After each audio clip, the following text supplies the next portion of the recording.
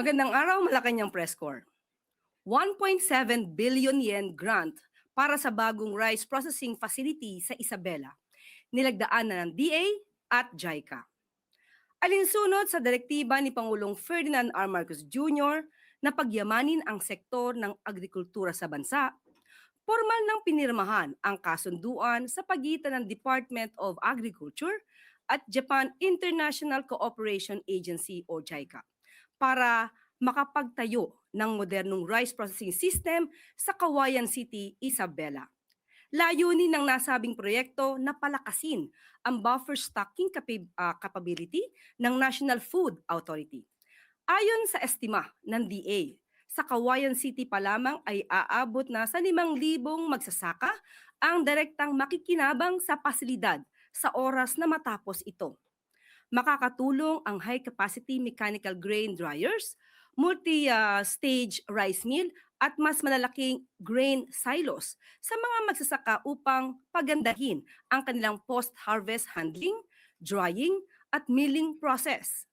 Ang nasabing pasilidad ay inaasahan ding makakatulong sa NFA para maiwasan ang pagkalugi ng ating mga magsasaka, pataasin ang milling recovery rates, at pagandahin pa ang kalidad ng lokal na bigas para sa disaster relief efforts at programa ng pamahalaan gaya ng Benting Bigas Meron na. Mas matatag na supply ng pagkain para sa mga mamimili at mas magandang kita para sa mga magsasaka. Iilan lamang ito sa mga benepisyong maaasahan ng mga Pilipino sa nasabing proyektong pang-agrikultura sa pagitan ng Pilipinas at Japan.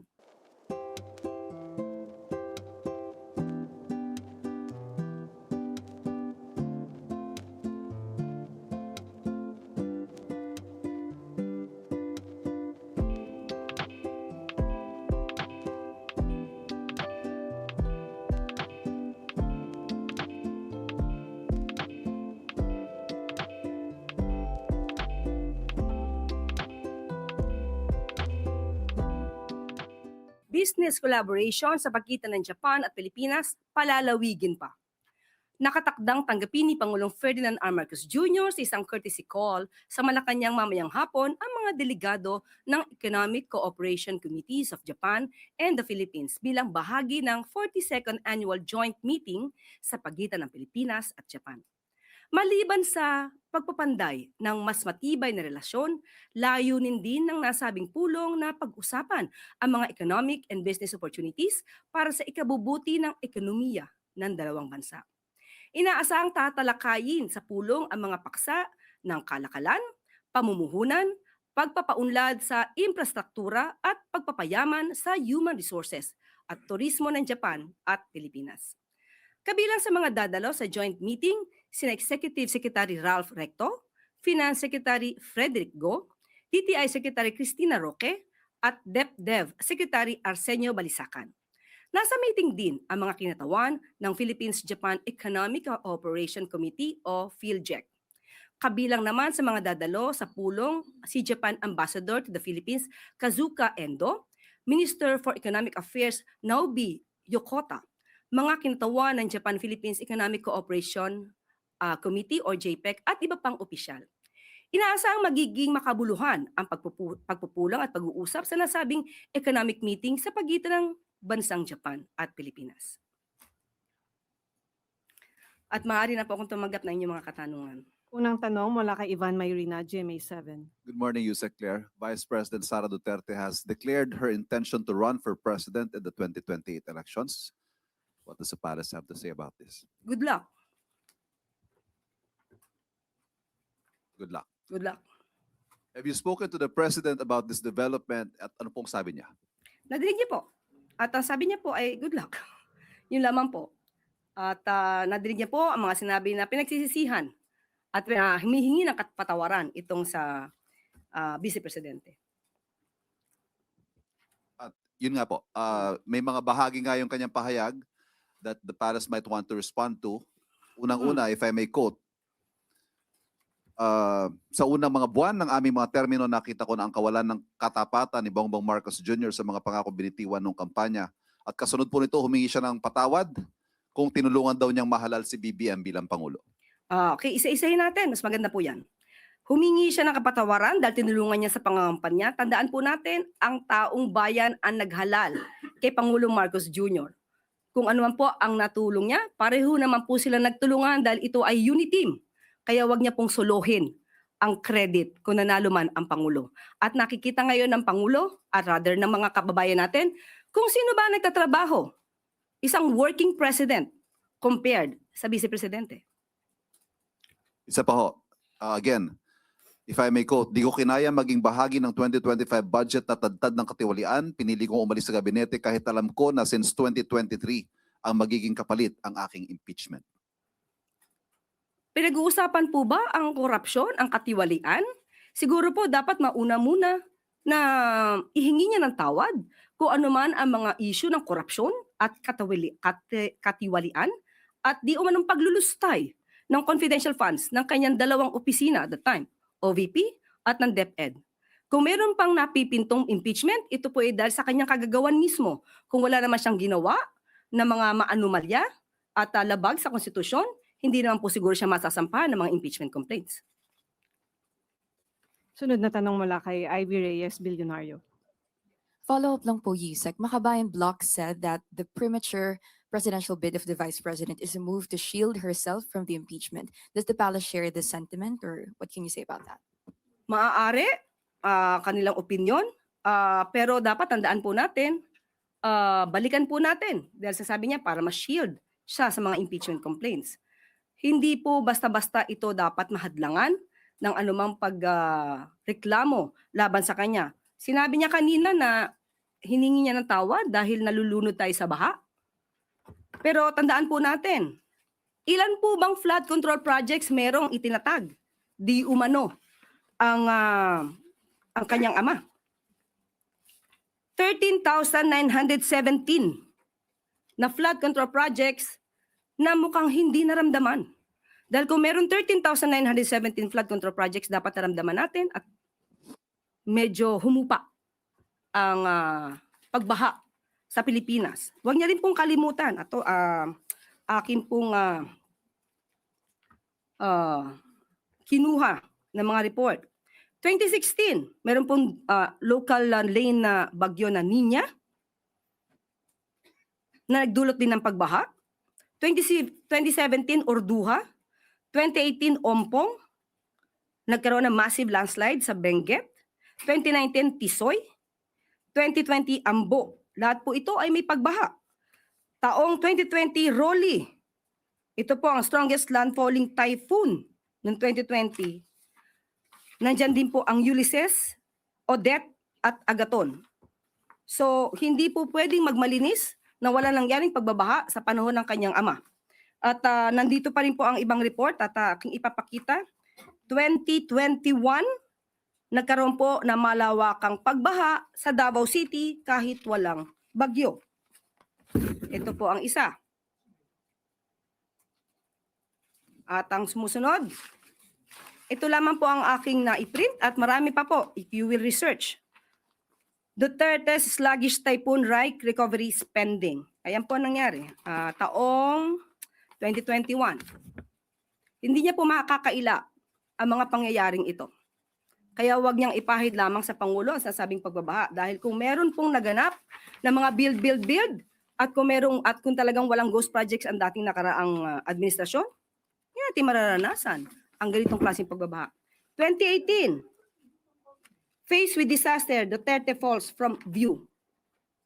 Ito po, at the time ay wala at hindi makita ang dating Pangulong Duterte. So, ang mga issue pong ito, marami pa po siyang dapat na ihingi ng tawad. Akin pong i-enumerate. At mukhang nakalimutan niya itong ihingi ng tawad. Una po, mas dapat niyang inunang humingi ng tawad sa taong bayan, lalong-lalo na sa mga biktima ng EJK. Dapat niya rin pong ihingi ng tawad at nakalimutan niya nang siya ay magsabing mayroon siyang kilalang assassin at handa siyang magpapatay. At ang assassin na to ay nag-agree or sumang-ayon sa kanyang plano. Dapat ihingi niya rin ng tawad ang mga fake news na ibinandera niya sa taong bayan. Ipaghingi rin niya po ng tawad ang mga pagbabakasyon, personal trip, at itong taon na 2025 ay gumastos ng 7 million, if I'm not mistaken, 2025, gumastos ng 7 million for the staff and the security for her personal trips. Dapat po rin niyang ihingi ng tawad nang tinanggap niya ang pagiging sekretary ng DepEd kahit inamin niya na wala siyang kaalam-alam sa pagiging sekretary ng DepEd. At pati ang matatag curriculum ay hindi niya na-review dahil inamin niyang wala siyang alam. Malaking kasalanan po yan sa taong bayan. At dapat din po niyang ihingi ng tawad ang puro paninira. Instead na siya ay magtrabaho at tumulong sa gobyerno. Matatandaan niyo siguro nung sinabi niyang siya ay may alam di umano na mapababa ang presyo ng bigas. Pero hindi niya gagawin dahil wala siyang balak tulungan ang Pangulo. Yan po ay isang kasalanan sa bayan na dapat niyang ihingi ng tawad. Ihingi niya na rin po ng tawad yung mga fake na student vouchers na ngayon ay sabi ng DepEd ay umaabot na sa halagang 200 million pesos. Ihingi niya na rin po ng tawad ang mga panis at nabubulok na pagkain na i-deliver sa mga mag-aaral natin. Pati po yung mga missing school materials na hindi na-deliver sa mga estudyante. Ilan lamang po yan sa dapat niyang ihingi ng tawad sa bayan. Yusek, Senator Risa recently said that the opposition isn't sure yet whether they would need to form an alliance with the president's camp to slay the vice president's candidacy in 2028. Is the administration open to the idea of forming an alliance with the opposition? Hindi po napag-uusapan. Sa ngayon, hindi pa po yan napag-uusapan. Meron nga po tayong kasabihan at ito'y nabanggit ko na. Ang pagkakaiba ng politician at ng statesman. Ang politician, ang iniisip, ang susunod na eleksyon. Ang statesman, ang iniisip, ang susunod na henerasyon. Sa ngayon po ay wala pa po napag-uusapan at kung meron pong magiging update patungkol po dyan, ay ibibigay po agad namin sa inyo. Sunod na tanong mula kay Marisol Halili, TV5. Yusek, magandang umaga. Just one question po. Nabanggit nga kasi kanina ni VP Sara na patawad kung natulungan niyang manalo si PBBM. Is the President also feel the same way? Does the President also feel the same way? Na Na Hihingi niya ng sorry tawad? dahil naging kapartner niya, katandem niya si VP Sara during the campaign? Malamang hindi naman po alam ng Pangulo na ang kanya magiging presidente ay puro bakasyon. At mga Vice Presidente na puro bakasyon. Vice Presidente na hindi siya tutulungan. Vice Presidente na ang magiging trabaho ay manira sa gobyerno. Hindi naman niya pagsisisihan kung ano nangyari. Ang gagawin lamang po ng Pangulo ay magtrabaho. Kung hindi siya tutulungan ng kanyang Vice Presidente, wala naman po magagawa ang ating Pangulo, kundi magtrabaho na lamang para sa ating bayan. But ano po ang tingin ng Palas now na nagdeklara na ng kandidatura si VP Sara? Do you feel that she is a strong candidate? Mahirap tibagin? How does the administration feel about it? Wala po nararamdaman ng palasyo patungkol dyan. Depende na po sa tao kung paano nilang susuriin ang mga kandidato. Isipin po nila ang kandidato at magiging leader ay dapat na makabayan. Dapat interes ng bayan ang sinusulong. At maging cautious tayo, maging mapanuri kung isang Manchurian candidate ba ang maiboboto nyo. Sunod na tanong mula kay Ann Soberano, Bomboradio. Yusek, reaction lang din ng Malacanang. Ang pag-anunsyo po ngayong ka-early ni BP Sara ng kanyang presidential bid para sa 2028 ay isa po daw strategic political move na layong i-shape yung public perception. Probably po humihingi siya ng suporta at maibaba yung impact sa impeachment complaints laban sa kanya. Reaction po. Kaya nga po sinabi natin isa siya na maituturing na politician. Politician na ang iniisip ay ang susunod na eleksyon. Ang iniisip ay yung pansarili na interes, hindi ang taong bayan. So yun lang po ang nakikita natin kung bakit kaya kailangan niyang magdeklara na siya ay tatakbo na sa pagkapangulo sa susunod na eleksyon. Salamat, ma'am. Sunod na tanong mula kay Samuel Medinilla, Business Mirror. Good afternoon, ma'am. Mag-follow up lang po kami regarding po dun sa na-submit ng ICI na accomplishment report kay President Marcos. Nakita na po kaya ito ni President at may decision na po ba siya kung mag-appoint siya ng new commissioners for the ICI? Inaaral pa po hanggang sa ngayon, medyo makapal po ang report na ibinigay. Pero most probably, maibibigay po agad namin kung ano mangyayari po. At kung magtutuloy-tuloy po ang ICI, ibibigay po din namin ang estado nito. Clarify ko lang, nakita na po ni Pangulo yung report. Opo, nabasa na po to at una po itong binigay sa OES. Thank you po. Sunod na tanong mula kay Left Narciso, DZRH. Good afternoon, Yusek. Ma'am, isinusulong po ni Representative Sendanya na dagdagan yung suporta sa Kalayaan Island. I understand the Marcos administration is pursuing infrastructure development sa KIG po. Kumusta yung mga proyekto doon? Sa ngayon po, nakausap ko mismo si Sec Vince at inutusan po talaga sila ng Pangulo puntahan ang Kalayaan Group, Kalayaan Island Group at tignan po kung anong kinakailangan. At sila po ay magmumungkahi na gumawa doon ng port at ng airway. Yung Lawak Island Shelter Port po at Pag-asa Island Airport, may pondo po ito ngayong taon. Sa ating pagkakalam, 2025 ay may pondo. Pero ang sabi po sa akin ni Sec Vince Dizon kanina ay titignan po nila para po mapatupad kung ano yung nais ng Pangulo sa KIG. Sunod na tanong mula kay Rafi Ayeng, Daily Tribune. Good afternoon, Yusek. Ma'am, tumataas po yung teenage pregnancy at sabi nga ng Commission on Population and Development, 10 to 14 years old po yung mga nabubuntis ngayon dahil na rin sa pagkahumaling sa social media. So ano po yung intervention ng Marcos government dito?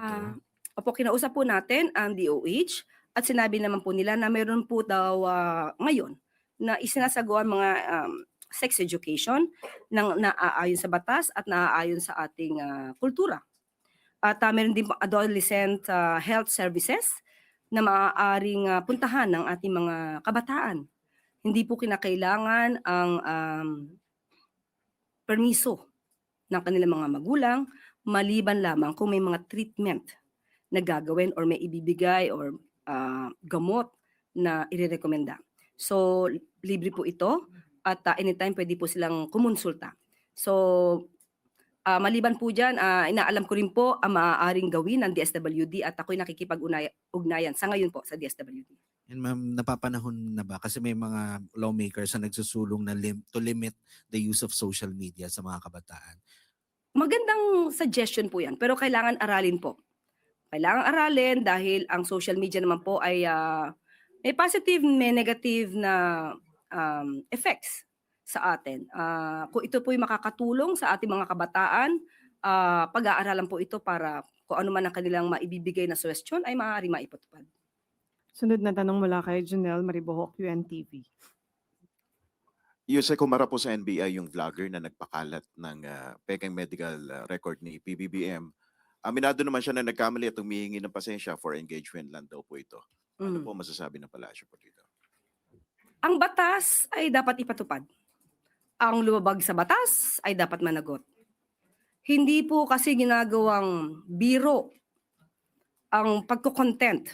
Lalo na kung makaka-apekto to, hindi lamang sa taong ginawa mong subject matter sa iyong content, kundi sa buong tao, sa buong mamamayan na maaari makapanood ng inyong mga fake news.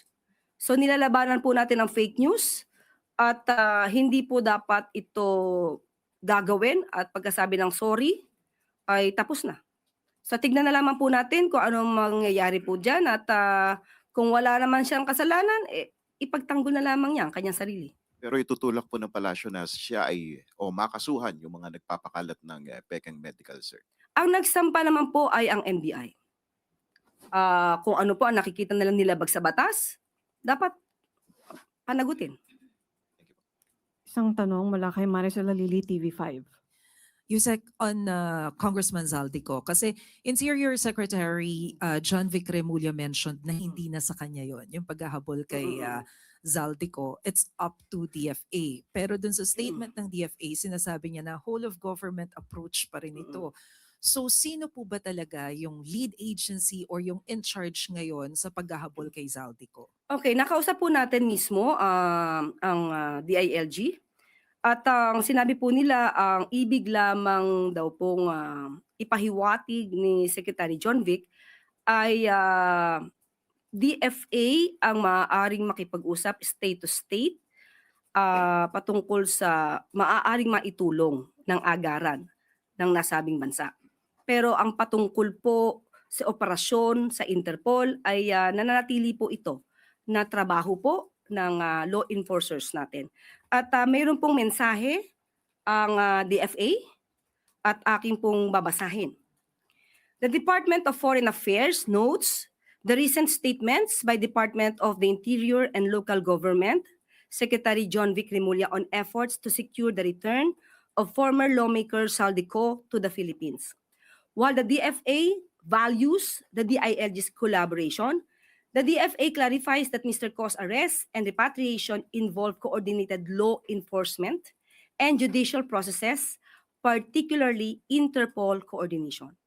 Secretary Remulla's view that the matter rests solely up to the DFA does not fully capture this whole of government approach, which requires joint action across concerned government agencies. The DFA reaffirms its commitment to the rule of law and ensuring that Filipino nationals facing legal accountability return to face due process. We urge the public to share any information on Mr. Co's whereabouts to support these efforts. The DFA stands ready to provide diplomatic assistance within its mandate and in line with established protocols. End of quote. Ma'am, panghuli na lang po. Where are we in terms of looking for Zaldico? Meron po ba tayong bagong detalye na nakuha? Any update? Sa ngayon ay wala pa pong naibibigay sa atin na update. Muli tatanungin ko rin dito ang DILG patungkol po dyan at ang PCTC kung ano na po ang nangyari sa nire-request po natin na cooperation from the Interpol. Wala nang tanong. May follow-up question si Ivan Mayrina, GMA 7. Yusek, nabanggit nyo ang reaksyon ng Pangulo kanina nung nabalitaan itong pagdeklara ni VP Sara ay good luck. Good luck. Can you describe to us how he said that? Ito po ba ay may good luck po kasi na sincere, may good luck na sarcastic? Kapag po kasi nagsasabi si Pangulo ng good luck, nakangiti naman siya eh. So, kung sarcastic to o hindi ko masasabi. Salamat po. Wala nang tanong mula sa, may follow-up ulit si Rafi Ayeng, Daily Tribune. Ma'am, update lang doon sa issue ng cabinet revamp. Meron po ba? Wala pa sa ngayon. Again, no, wala pa sa ngayon. Kasi wala pa sa aming ibinibigay na anumang information patungkol dito. Pero kapag meron po, sa amin din po manggagaling agad. Thank you. Balik sa iyo, Yusek Claire. Maraming salamat. At bago tayo magtapos, Pangulong Ferdinand R. Marcos Jr. makikipagpulong mamayang hapon para sa paghahanda ng pamahalaan para sa Association of Southeast Asian Nations o ASEAN Summit. Makakasama ng Pangulo sa meeting ang ilang mga opisyal ng Social Secretary's Office o SOSEC at Cultural Center of the Philippines o CCP. Tatalakayin ng SOSEC ang updates hinggil sa paghahanda para sa 40th ASEAN Summit shows na gaganapin sa May 2026. Magbibigay naman ng update ang CCP tungkol sa paghahanda para sa 49th ASEAN Summit shows na gaganapin sa November 2026. Maliban sa SOSEC at CCP, kasama sa dadalo sa meeting sina Executive Secretary Ralph Recto, PCO Acting Secretary Dave Gomez, PMS Secretary Elaine Masukat at iba pang mga opisyal. Ang mga hakbang na ito ay bahagi ng puspusang paghahanda ng administrasyon ni Pangulong Marcos Jr. para sa ASEAN Summit na gaganapin ngayong taon sa Pilipinas. Sa ngayon, ASEAN ready na ang Pilipinas. At bago tayo magtapos, Happy Lunar Year para sa atin lahat. Happy Chinese New Year. At ngayon po ay Year of the Horse. Ibig sabihin, it symbolizes strength, freedom, stability. So, ito po ay isabuhay natin At huwag po tayo magpaka-Trojan horse. At dito na po nagtatapos ang ating press briefing. Magandang araw para sa bagong Pilipinas.